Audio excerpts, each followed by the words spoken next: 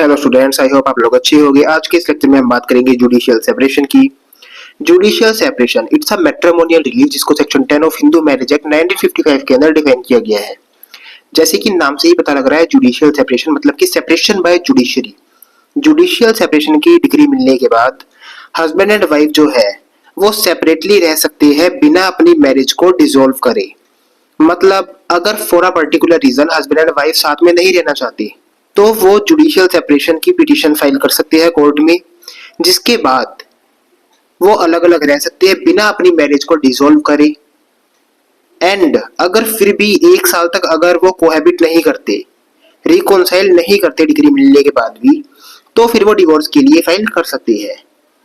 ये एक चांस देता है judicial separation husband and wife को कि अगर उनके बीच में कोई भी मैटर है, कोई भी डिस्प्यूट है, तो वो 1 साल जो है वो अलग अलग रहकर देख सकते हैं। अगर उनको फिर भी प्रॉब्लम नहीं होती अलग अलग रहने में, वो फिर भी अगर डिवोर्स चाहते हैं तो वो डिवोर्स के लिए फाइल कर सकते हैं after the 1 year of the degree.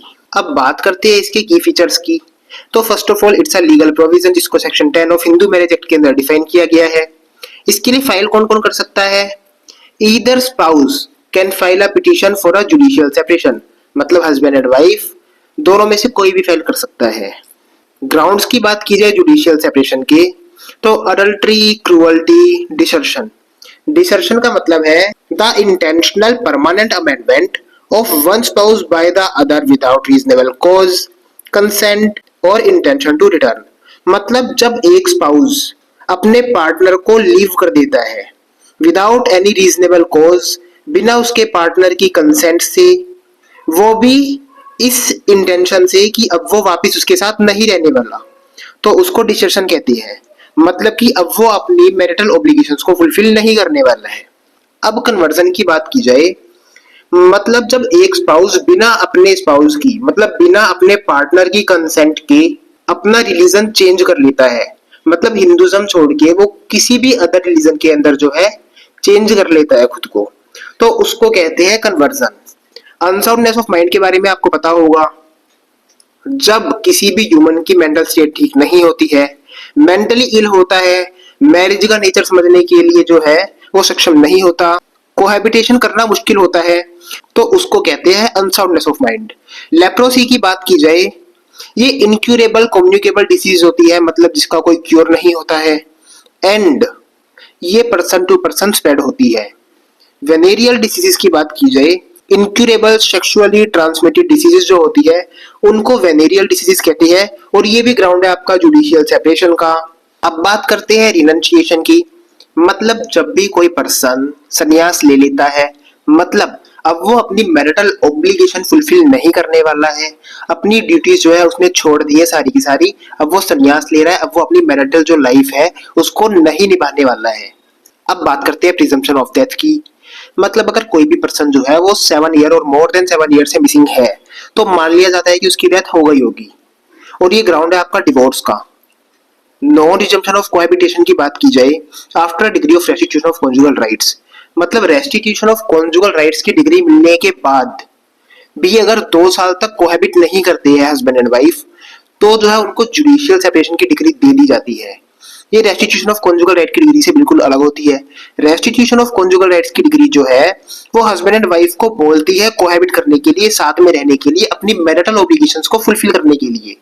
But judicial separation की जो डिग्री है वो उनको सेपरेट रहने के लिए अलाउ करती है। मतलब हस्बैंड एंड वाइफ जो है बिना मैरिज को डिसॉल्व करे सेपरेटली रह सकते हैं, अलग अलग रह सकते हैं। एंड ये जो सारे मैंने आपको ग्राउंड्स बताए जुडिशियल सेपरेशन के, यही सारे ग्राउंड्स आपके डिवोर्स के हैं।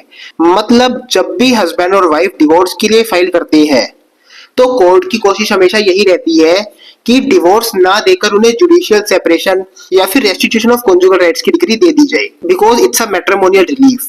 कोर्ट नहीं चाहती कि इंडिया के अंदर छोटी छोटी बात के ऊपर डिवोर्स हो। डिवोर्स की डिग्री मिलने से पहले रेस्टिट्यूशन ऑफ कॉन्जुगल राइट्स की डिग्री दी जाती है, बट अगर उससे भी काम नहीं चलता तो जुडिशियल सेपरेशन की डिग्री दी जाती है। अब बात करते हैं इफेक्ट ऑफ जुडिशियल सेपरेशन की।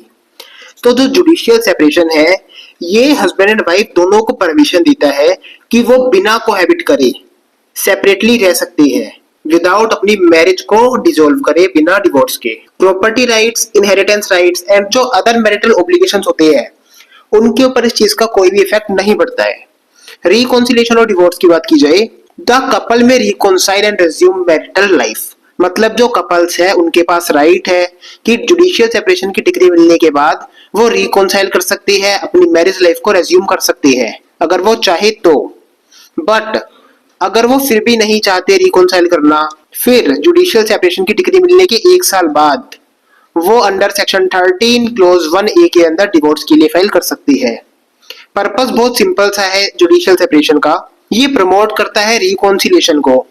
ये शादियों को डिसॉल्व होने से रोकने के लिए, because it's a matrimonial relief.